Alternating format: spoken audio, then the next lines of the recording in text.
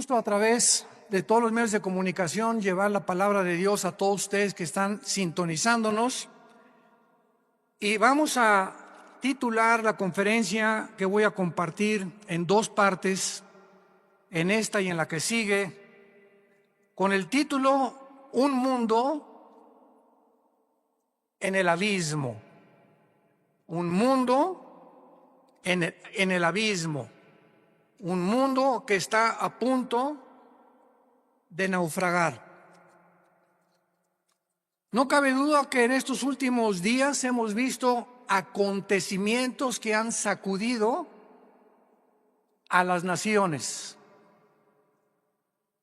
Acabo de grabar un reportaje especial, los invito a que lo vean en nuestras páginas redes sociales, titulado Afganistán, donde comparto por cerca de media hora, 35 minutos, lo que está sucediendo en Afganistán, pero más importante que eso, las repercusiones globales que se vienen como consecuencia de lo que acaba de suceder. Y ustedes pues ponen los medios masivos de comunicación, CNN, Fox News, NBC, etcétera, etcétera, y todos los periódicos y los medios de comunicación seculares o del mundo nos presentan una perspectiva geopolítica, económica, histórica, pero no bíblica. Y cuando nosotros nos damos cuenta que estos acontecimientos se están desarrollando, corroborando, confirmando que verdaderamente la Biblia es ahorita la luz del mundo, siempre lo ha sido. Pero mientras más oscuro esté el mundo, más oportunidad tenemos nosotros de alumbrar.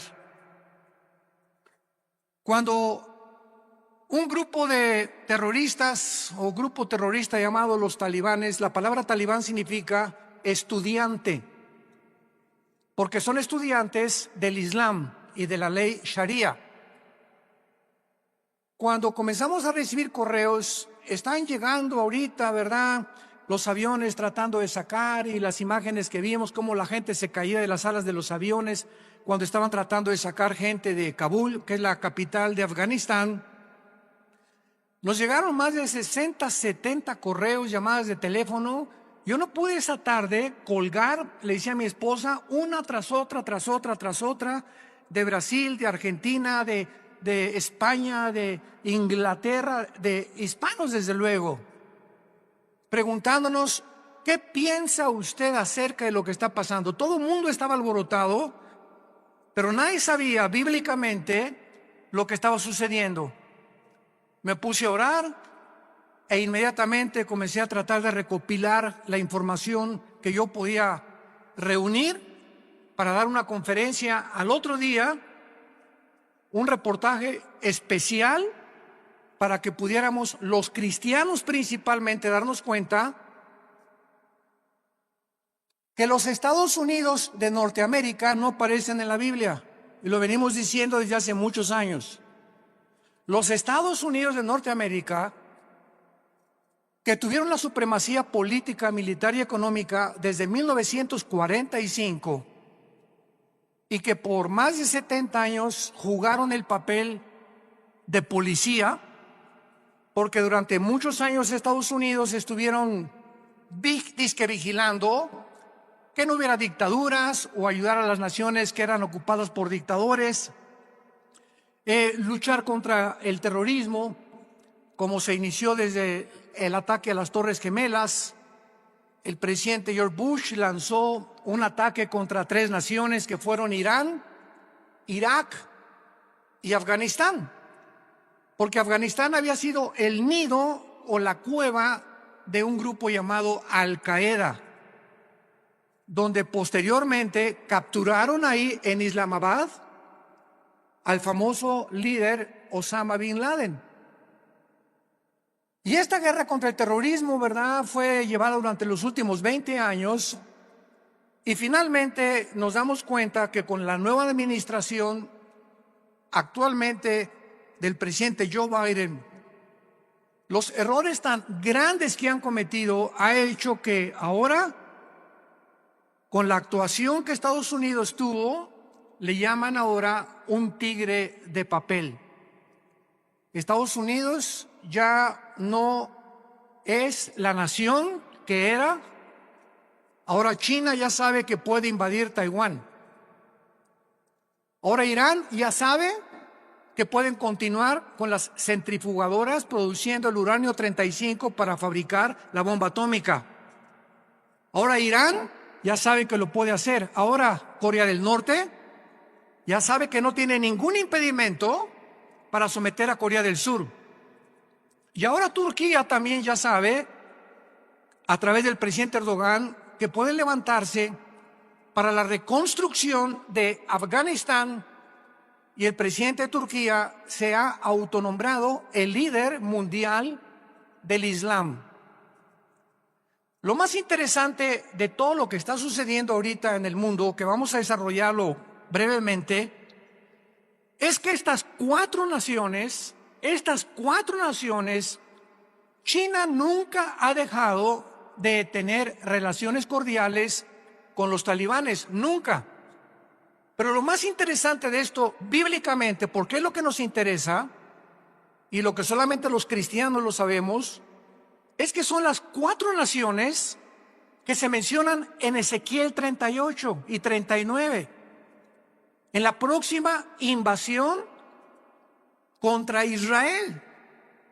Y ahora Israel, el patito feo, ha quedado por primera vez desde 1948, que volvieron otra vez a revivir nacionalmente la nación de Israel. Ya no tiene quien los defienda, han quedado vulnerables. Y también los Estados Unidos de Norteamérica han quedado vulnerables, porque si Estados Unidos no aparece en las profecías bíblicas, y en esta invasión del capítulo 38 de Ezequiel no aparece tampoco, significa o que iba a caer económicamente, o que iba a comenzar a corromperse interiormente, como dijo Abraham Lincoln. Estados Unidos no va a caer fuera por sus enemigos. Si Estados Unidos cae es porque se corrompió internamente. Y esto nos da un panorama maravilloso para saber que los cascos de los jinetes del Apocalipsis ya se escuchan en el cielo. La voz del novio ya la escuchamos, que dice: prepárate, prepárate, prepárate. Y todos ustedes que nos escuchan, que no tienen la seguridad de la salvación a través de la predicación del evangelio de la gracia de Jesucristo, prepárate para encontrarte con Dios.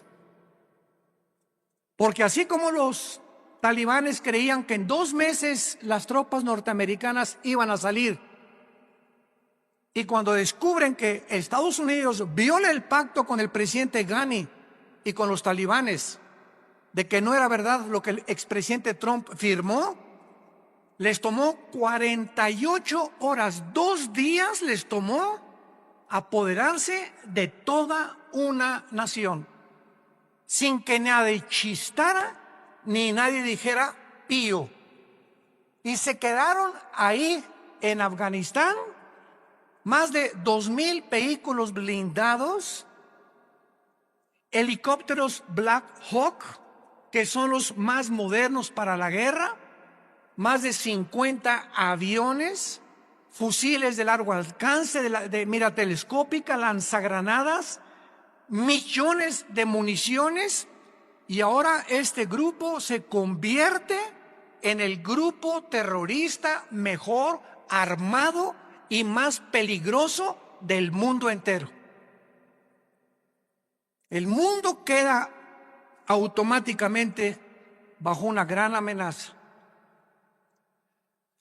Pero estas 4 naciones, China, Rusia, Irán e Irak, forman parte de la invasión en Ezequiel 38. Esto es impresionante, es increíble. Y son las 4 naciones que están apoyando ahorita a los talibanes y que mantienen relaciones con ellos y los van a seguir defendiendo. Y por eso todos los que se consideraban que Si no actuaban como China, no puede entrar a Taiwán porque la flota norteamericana, ahora ya no, ahora ya pueden atacar a Taiwán. Irán, pues no podemos darle velocidad a la fabricación de las bombas atómicas porque Estados Unidos se nos puede echar encima. Ahora ya tienen la bandera libre para continuar produciendo armas nucleares. Y así, todas las naciones que tenían algún temor de que Estados Unidos reaccionara y mandara a sus soldados, se perdió completamente. El mundo ha quedado vulnerable. Ahora sus Biblias, en el capítulo 24 del libro de Isaías. Ojalá que todos hayan traído su Biblia. En los tiempos que vivimos, si tú no tomas en serio a Dios y sigues viniendo a la iglesia sin la Biblia, eres un cristiano de papel. A menos que ahorita en el metro se te cayó y la olvidaste, que solo Dios lo sabe. Pero ya no podemos seguir siendo cristianos de papel, de pacotilla, de oídos y profesando por afuera sin darle la importancia a Dios que Él nos pide que le demos a este libro sagrado, que es la única luz que tenemos actualmente. El pasaje que voy a leer en Isaías 24 se escribió hace más de 2500 años. Señores ateos que nos escuchan, escépticos y todas las personas que han atacado la Biblia y que se han burlado de ella, ahora van a comenzar a buscar y a volver otra vez a encontrar quién puede darnos respuestas de lo que está pasando geopolíticamente en el mundo. Y en este pasaje, escrito hace más de 2500 años, se describe cómo va a acabar el mundo. Pero aún más que eso, el Espíritu Santo nos delinea claramente las razones por las cuales el mundo ha llegado a la condición en la que se encuentra actualmente. Dice así: he aquí que Jehová vacía la tierra y la desnuda, y trastorna su faz y hace esparcir a sus moradores. Y sucederá, así como al pueblo, también al sacerdote, como al siervo, así a su amo, como a la criada, a su ama, como al que compra, al que vende, como al que presta, al que toma prestado, como al que da al logro, así al que lo recibe. La tierra será enteramente vaciada, completamente saqueada, porque Jehová ha pronunciado esta palabra: se destruyó, cayó la tierra, enfermó. Cayó el mundo, enfermaron los altos pueblos de la tierra, y la tierra se contaminó bajo sus moradores porque, número 1, traspasaron las leyes. Número 2, falsearon el derecho. Y número 3, quebrantaron el pacto sempiterno. Por esta causa, la maldición consumió la tierra y sus moradores fueron asolados.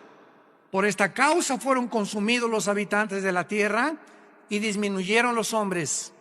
Se perdió el vino, enfermó la vid, gimieron todos los que eran alegres de corazón. Cesó el regocijo de los panderos, se acabó el estruendo de los que se alegran, cesó la alegría del arpa. No beberán vino con cantar, la sidra les será amarga a los que la bebieren. Quebrantada está la ciudad por la vanidad, toda casa se ha cerrado, para que no entre nadie. Esta escritura ha sido llamada el Apocalipsis de Isaías. Porque después de que Isaías profetiza en este libro el juicio contra 11 naciones, el Señor ahora anuncia el juicio final contra el mundo entero.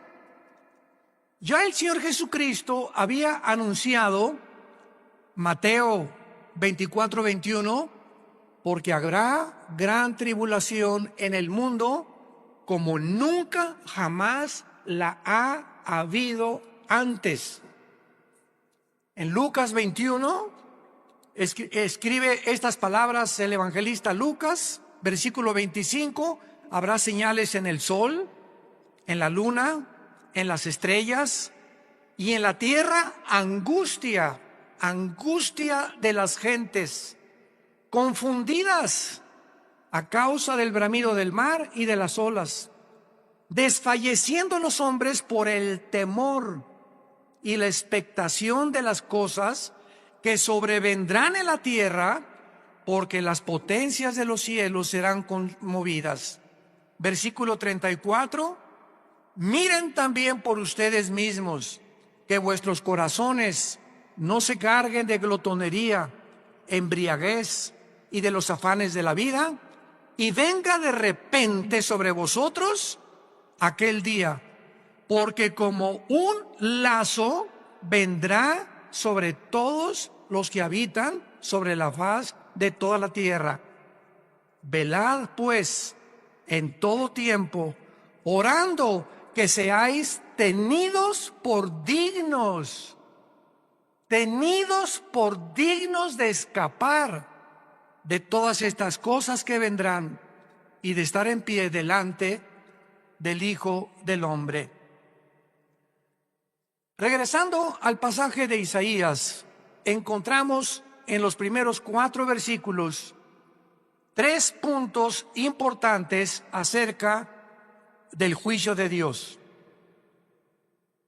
En primer lugar, dice el versículo 1: he aquí que Jehová vacía la tierra y la desnuda, la trastorna y hace esparcir a sus moradores. En primer lugar, encontramos que va a ser Dios y su Hijo Jesucristo, como lo vamos a ver a continuación, los agentes que van a juzgar al mundo. Esto es absolutamente obvio y lógico, ya que Dios es imposible que juzgue a alguien que no merece. Es imposible que Dios mande una maldición sin que los que reciban la maldición se hayan hecho merecedores de lo que recibieron. Porque todo lo que sembramos, todas las decisiones que tú has tomado en tu vida, todas las cosas que has decidido en tu vida, tienen consecuencias, para bien o para mal.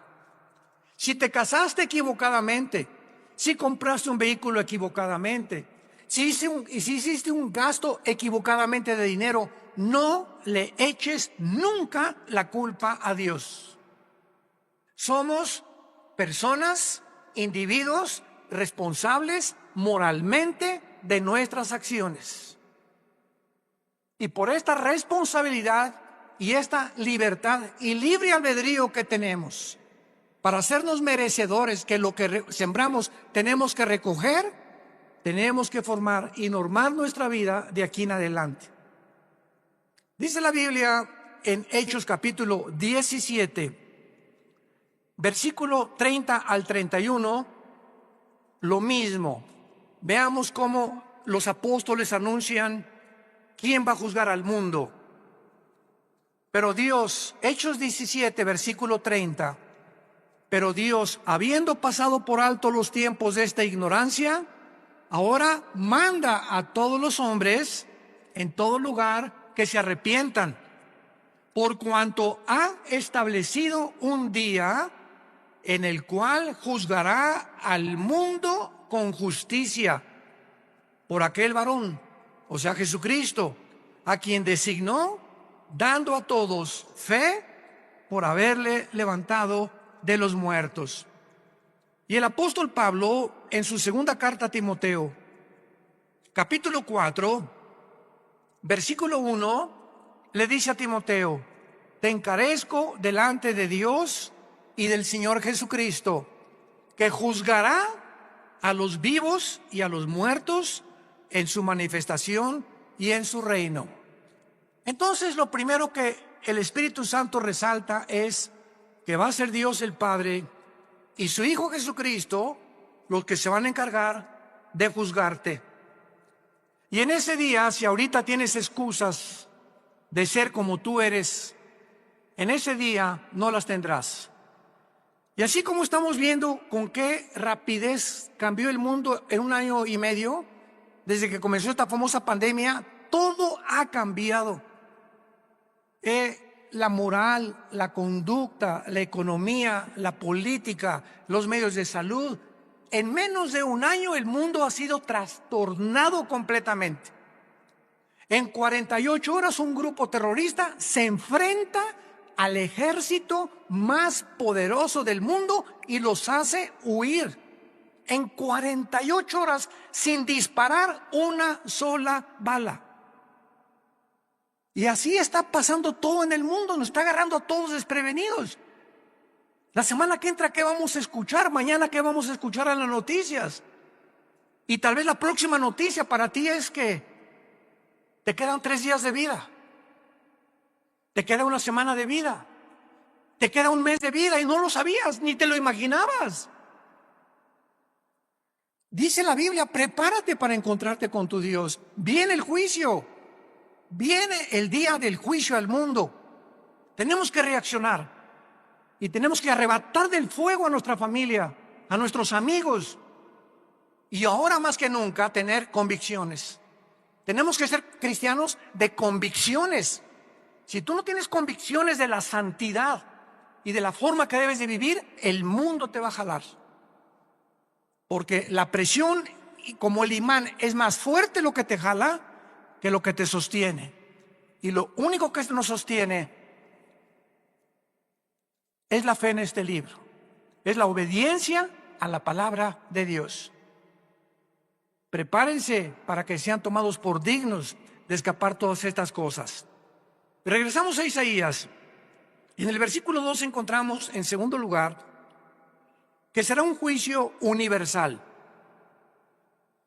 Sucederá al pueblo como al sacerdote, al siervo como al amo, a la criada como al ama, al que compra, al que vende, o sea, todas las clases sociales, porque Dios no tiene consentidos, ni Dios hace acepción de personas. Dios juzga a indígenas, a ricos, a reyes, a políticos, a educados, a no educados. Dios juzgará a todos los seres humanos salvajes, mayas, tlaxcaltecas, egipcios, babilonios, etcétera, etcétera. Dios juzgará a todos los seres humanos que descendemos desde Adán hasta nuestros días. Dice en Apocalipsis capítulo 20 cómo será este juicio, porque el juicio que estamos hablando no es el juicio a los cristianos. Cuando estamos hablando que Dios juzgará al mundo con justicia, estamos hablando a todos los que le rechazaron. Todo lo que estamos hablando ahorita, y lo vamos a ver a continuación, por qué Dios los va a juzgar, es el juicio que se llama en Apocalipsis capítulo 20, del 11 al 15, el juicio del gran trono blanco.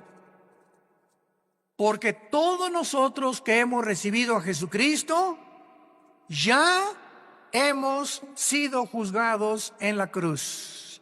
Gloria a Dios, aleluya.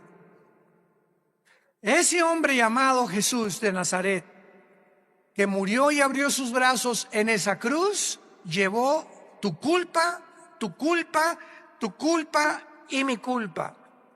Y lo que tú y yo merecíamos pagar ahora en el día del juicio con el infierno y el lago de fuego, Él en la cruz lo llevó en su cuerpo de carne.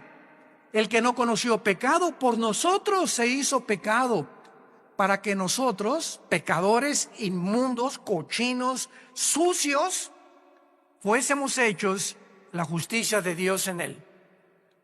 Y Dios muestra su amor para con nosotros en que, siendo pecadores y en la condición en la que yo me encontraba, hace 46 años que yo recibí a Cristo, y en la condición en la que tú te encontrabas, así de cochinos y de sucios, sin ninguna esperanza, Dios me dice que me amaba y que me aceptaba si aceptaba yo el sacrificio de su Hijo en la cruz, y que desde ese momento borraba todos mis pecados del pasado, pero como si jamás los hubiera yo cometido. Esto se llama gracia, porque no lo merecíamos. ¿Qué es la gracia? Un favor que no merecemos. Hace algunos años, en la década de los 80s, íbamos cada 15 días a Santa Marta Catitla, a la penitenciaría de los hombres y también a la cárcel de mujeres. En aquel tiempo estaba de jefe de la policía el general Arturo Durazo. Dios nos dio gracia con él y me recogían en un patio en helicóptero y me llevaban a Santa Marta Catitla. Ahí aterrizaba yo con un helicóptero de la policía y juntaban a todos los presos para que les predicáramos el evangelio. Imagínense nada más la gracia que Dios nos dio. Y una vez se acerca, después del mensaje, un preso llorando y me dice: oiga, pastor, ¿usted cree que Dios me pueda perdonar? Yo había predicado sobre el hijo pródigo en esa tarde, eran como las 5:30, 6 de la tarde. Y le dije: ¿por qué? Me dice: porque he matado a 28 personas. Pero quiero decirle que estoy aquí en la cárcel no por las 27 asesinatos que cometí antes, sino porque me mandaron de un estado a la Ciudad de México a matar otro recadito que me encargaron, porque yo era matón a cuenta, y en el periférico saqué la 38 y maté a esa persona que me encargaron matar, y la policía me agarró, y estoy aquí por un crimen para pagar 15 años, pero yo debo 27 vidas más. ¿Y saben lo que le contesté? La sangre de Cristo perdona todos tus pecados. Él no lo podía creer. Quiere decir que si yo acepto a Cristo ahorita y lo reconozco como mi Salvador, todos esos crímenes no voy a pagar por ellos. Y le dije: amén. Y otro que estaba atrás dice: ay, sí, ¿verdad? Qué bueno, ahora sí de repente. Y le dije: porque es gracia. Esa es la gracia, ese es el mensaje del evangelio, de la gracia de Dios, que Dios te perdona siendo inmundo y pecador. Porque nadie merece irse al cielo, nadie merece el perdón. Dios nos lo da en su amor en la cruz. Esta palabra gracia no aparece en ninguna religión. En ninguna religión. Y hay cristianos que todavía no han entendido el significado de la palabra: por gracia somos salvos por medio de la fe. Es la fe la que nos da la gracia de Dios. El creer lo que Él hizo en la cruz nos hace, nos abre para que Dios tenga a favor de nosotros, se compadezca de nosotros y nos regale el amor de su Hijo Jesucristo. ¡Qué mensaje tan glorioso tenemos! Yo quiero decirte a ti que nos estás viendo por la televisión y ustedes están aquí presentes. Me puedes decir: yo he abortado 8 niños, llevo 3 divorcios, he matado, he adulterado, he hecho aquello. Si tú recibes a Cristo, Dios te perdona. Y en este día del juicio tú no estarás presente, porque Él pagó por ti y por mí. Y por eso vivimos tan agradecidos, humillados, después de lo que Él hizo en nuestro lugar en esa cruz.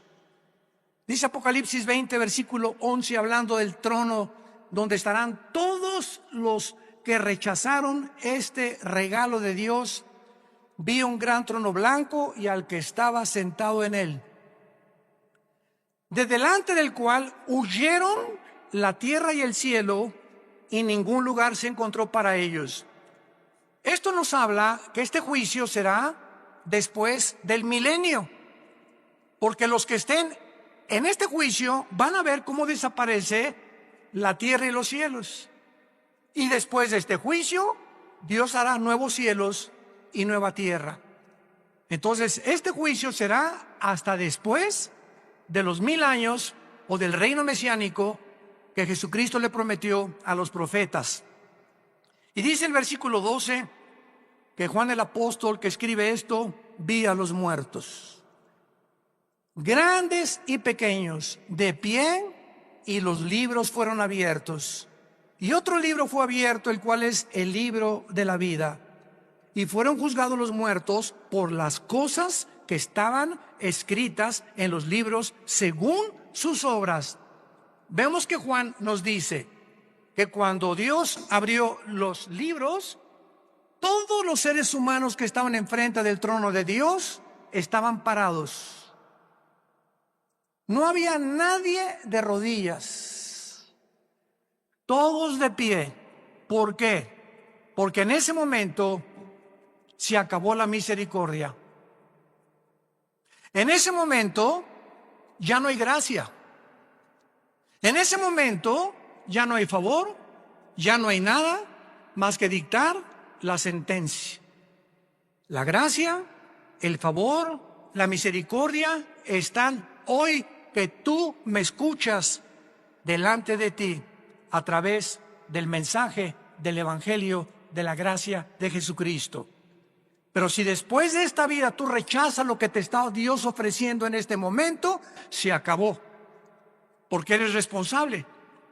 Somos sometidos a la ley de la responsabilidad individual, y cuando tú te mueras, te morirás en tus pecados, porque tú así lo decidiste. Como dijo un predicador hace algún tiempo, Dios no manda a nadie al infierno. Dios no manda a nadie al infierno, ellos se van solitos. Dios dio a su Hijo en la cruz, y si tú te condenas es porque tú escogiste pasar la eternidad lejos de Dios, porque en esta vida rechazaste a Dios y no lo quisiste, menos te gustará seguir con Él después de muerto. Los libros van a ser abiertos, todos tus pensamientos, todas tus palabras y todas tus acciones serán traídas delante de ti como en una película. Y observamos que Dios te va a juzgar por las obras. Qué irónico, ¿verdad? La salvación es por gracia sin las obras, pero el juicio será por las obras, por lo que tú hiciste.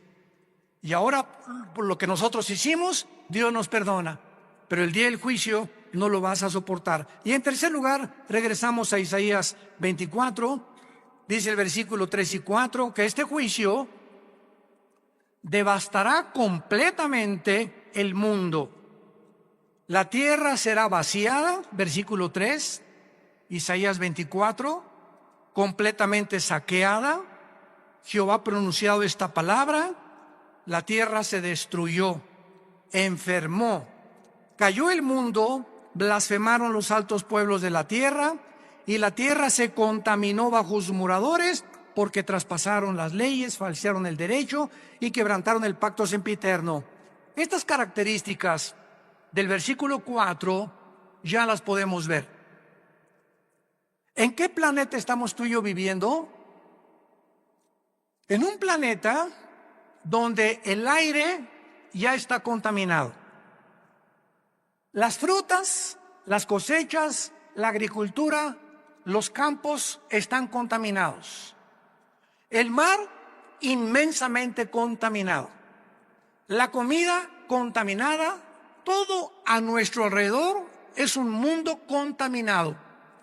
Y lo más interesante que vamos a descubrir a continuación es que ahorita las naciones, el efecto global y el clima, están luchando las naciones por mejorar el clima, sin que los líderes de las naciones se den cuenta, porque hay un velo en sus mentes que no pueden entender la realidad de lo que nos rodea.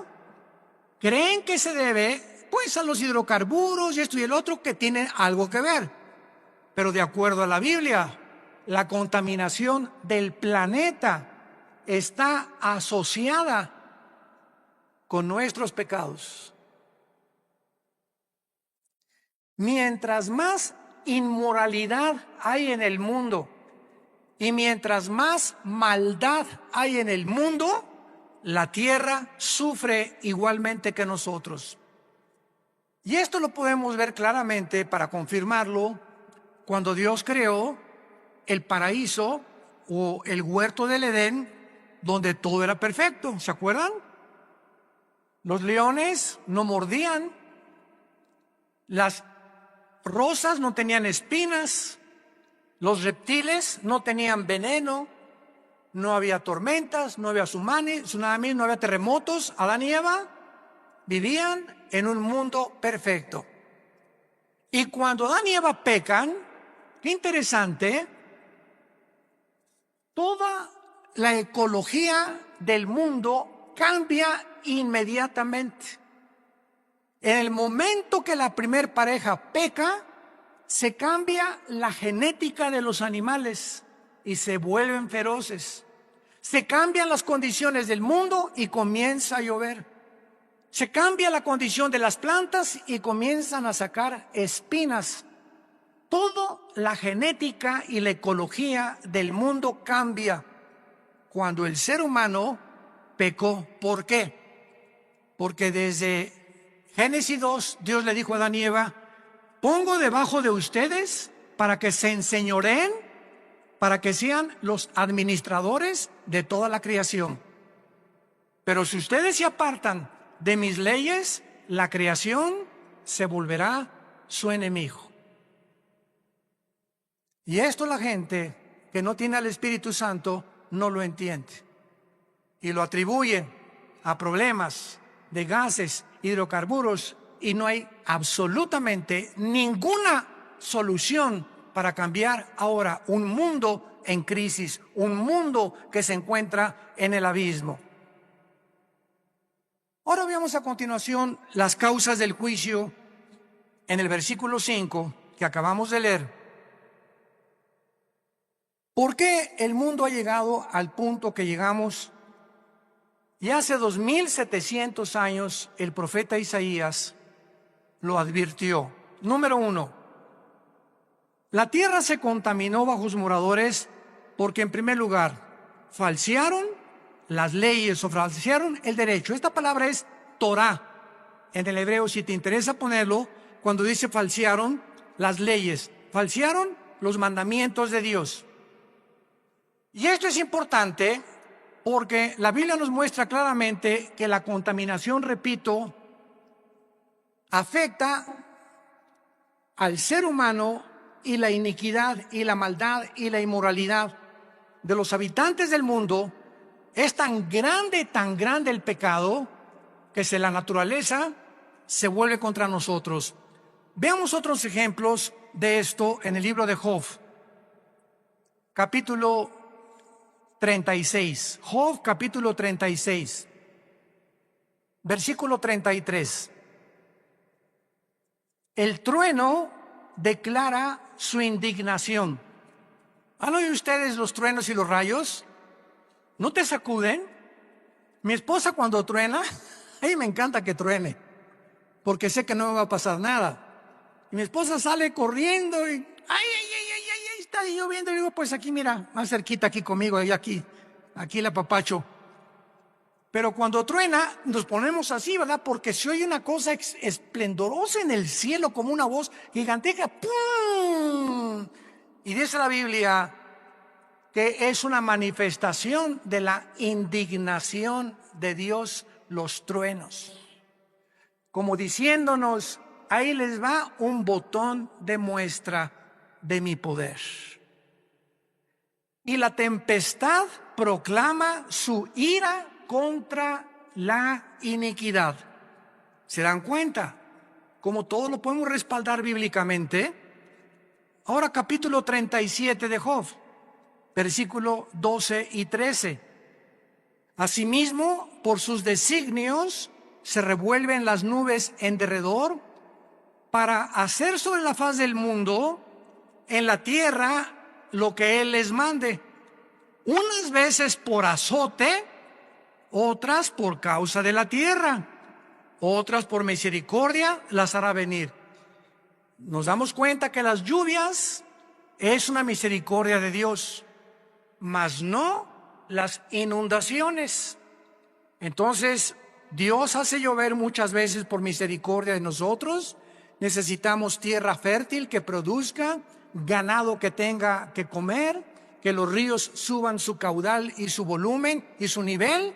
Pero otras veces encontramos que estas mismas aguas Dios las usa como un medio donde nos está diciendo: ustedes van por mal camino.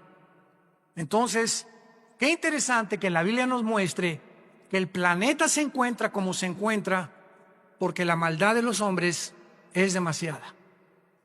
Hemos llegado a un punto de maldad que no nos imaginamos. Dice en Romanos capítulo 1 también que Dios estableció leyes también morales. Dios estableció leyes morales. Cuando creó el mundo, Dios primero hizo las leyes de la gravitación, las leyes del electromagnetismo y las leyes nucleares. Las leyes cósmicas: la Tierra mantiene su movimiento en 24 horas, en 35 días alrededor del Sol. Vemos que la ley de la gravitación actúa las 24 horas del día, pero así, como estamos bajo un universo completamente y lujosamente, admirablemente diseñado por el Creador, gracias, señores científicos que nos escuchan, gracias al orden y el diseño de las leyes existe la ciencia. ¿Por qué existe la astronomía? Porque los astrónomos pueden ver perfectamente bien y predecir un meteoro o esto y el otro, porque el universo está obrando, trabajando metódicamente como un reloj que se le dio cuerda. ¿Por qué existen las leyes? La primera y la segunda ley de la termodinámica, porque todo nos habla que está sujeto a un deterioro, a una oxidación. El Sol pierde toneladas masa cada segundo, y gracias a esto se establece que no hay evolución, que la segunda ley de la termodinámica contradice la ley de la evolución. En lugar de que estemos evolucionando, vamos de arriba hacia abajo, no vamos mejorando.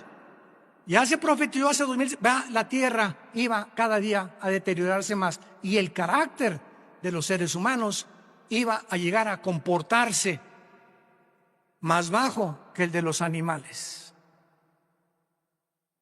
Traspasamos las leyes. Dice Romanos capítulo 1, versículo 21. Pues habiendo conocido a Dios, no le glorificaron como a Dios, ni le dieron gracias, sino que se envanecieron en sus razonamientos, y su necio corazón fue entenebrecido. Profesando ser sabios, se hicieron necios, y cambiaron la gloria de Dios incorruptible en semejanza de imagen de hombre corruptible, de aves, de cuadrúpedos y de reptiles, por lo cual Dios los entregó a la inmundicia en la concupiscencia de sus corazones, de modo que deshonraron entre sí sus propios cuerpos, cambiaron la verdad de Dios por la mentira, honrando y dando culto a las criaturas antes que al Creador, el cual es bendito por los siglos. Por esto Dios los entregó a pasiones vergonzosas. Aún sus mujeres cambiaron el uso natural por el que es contra naturaleza.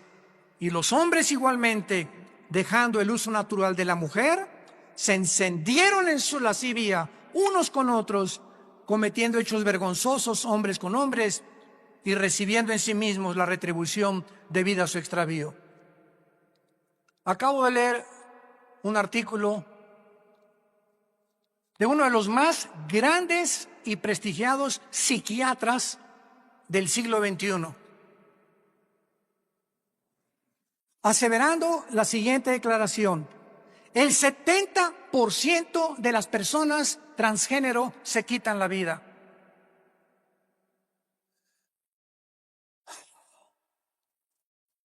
El 70% de las personas que intentaron cambiar la naturaleza con la cual nacimos. Dijeron a Dios: te equivocaste, yo no soy hombre, soy mujer, no soy mujer, soy hombre. Finalmente, cuando hacen la operación y la cirugía para cambiarse el sexo, en su alma son como Dios los creó. Y comienza una lucha interna: ¿soy o no soy? ¿O qué soy? Y la confusión y el conflicto mental llega al grado que prefieren quitarse la vida. Esto fue escrito hace 2000 años por el apóstol Pablo. Dejando el uso natural, la biología, las leyes de la naturaleza, no hay más que hombre y mujer. No hay 3 sexos, no hay 4, no hay 5. Eres varón o eres hembra. Y cerramos la Biblia de acuerdo a la ciencia. Si tienes 2 cromosomas XX, eres mujer. Y si tienes el cromosoma Y, que las mujeres no tienen, eres macho camacho. Eres hombre de los pies a la cabeza. Y si tú niegas tu genética y niegas la naturaleza, acarreas, dice el apóstol Pablo, hace 2000 años, se viene sobre ti tu propia naturaleza. Y nunca podrás vivir en paz, porque has traspasado las leyes de Dios. En segundo lugar, dice: falsearon el derecho. Los gobernantes, los magistrados de justicia que nos escuchan, los jueces federales y civiles, los senadores, los diputados, los dictadores, han pervertido el derecho para gobernar recta, íntegra y honestamente una nación. El expresidente de Afganistán, Ghani, salió huyendo con más de $120 millones. Como todo buen político corrupto. Y si vemos una gangrena, un veneno que está ahorita en las naciones, es precisamente ese: la corrupción. No es el pueblo lo que les interesa, son sus intereses personales. Me voy a llevar lo más que pueda del pastel en el poco tiempo que tengo que ejercer mi derecho, antes de que acabe todo. Y finalmente dice la Biblia: quebrantaron el pacto sempiterno. Para terminar, quebrantaron el pacto sempiterno. ¿Cuál es este pacto sempiterno? Veamos el libro de Malaquías, antes de Mateo, para terminar, el último libro de la Biblia, Malaquías capítulo 2, versículo 13, lo que el profeta escribió antes de que iniciara la venida de Jesucristo. Malaquías 2, versículo 13. Y esta vez haréis cubrir el altar de Jehová con lágrimas, de llanto y de clamor.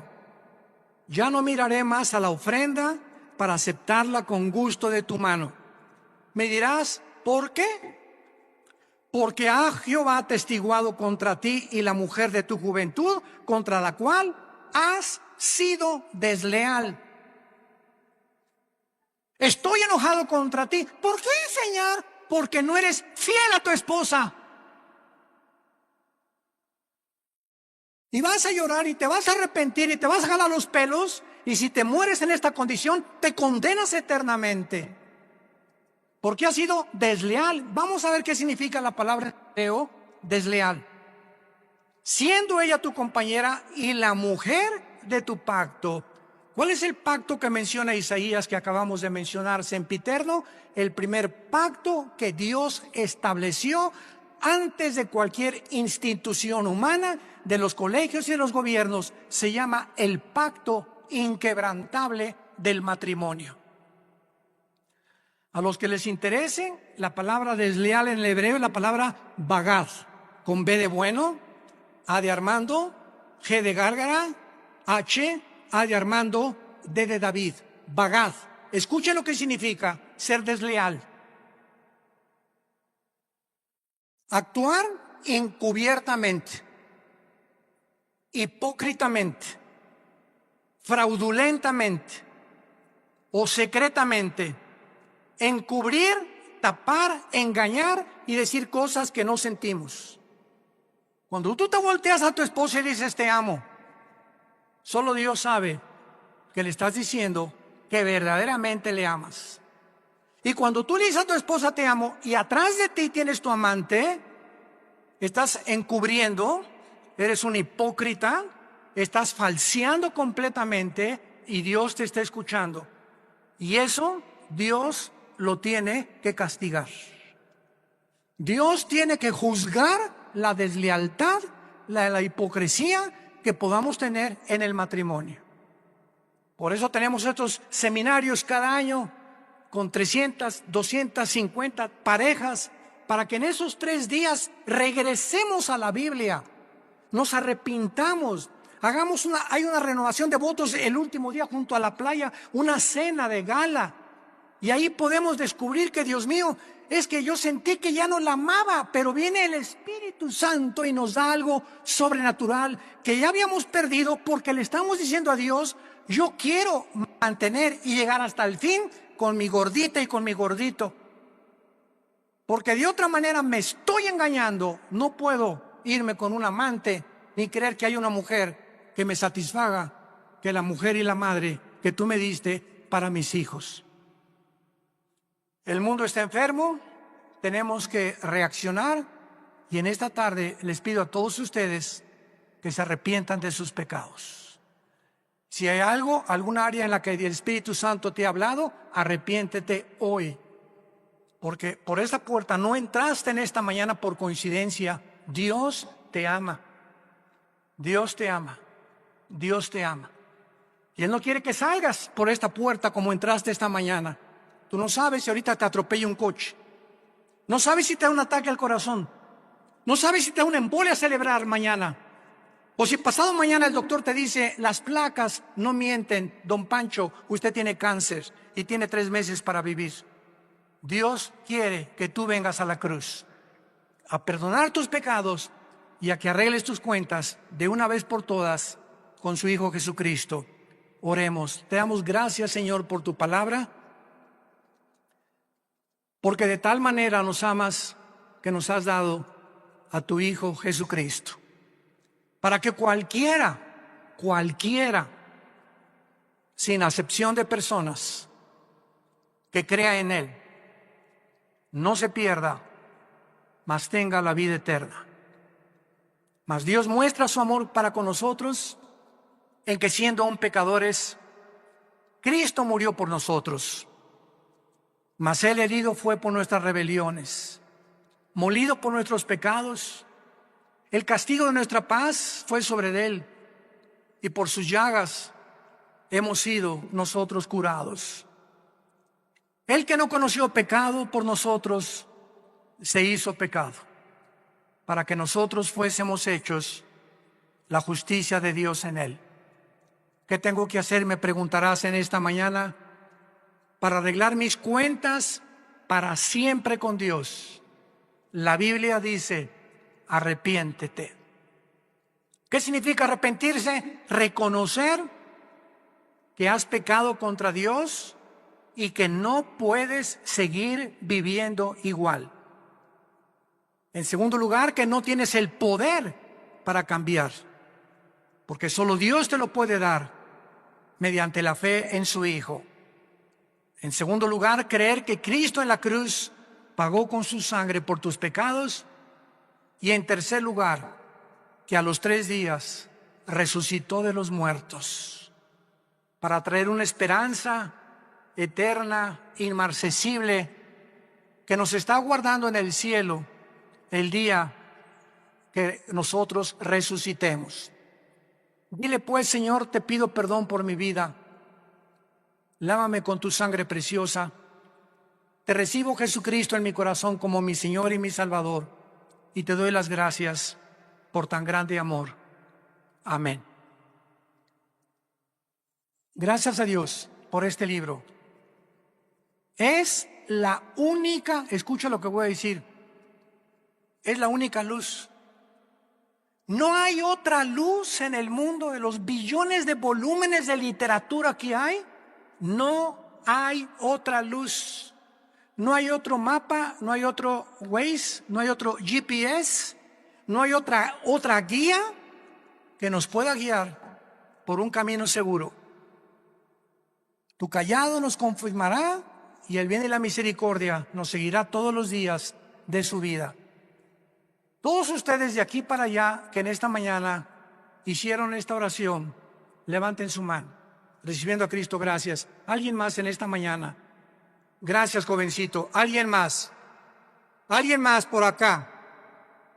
¿Alguien más levantó su mano? Aquí en esta sección del medio, los que en esta mañana hicieron esta oración, levanta tu mano ahí desde tu lugar.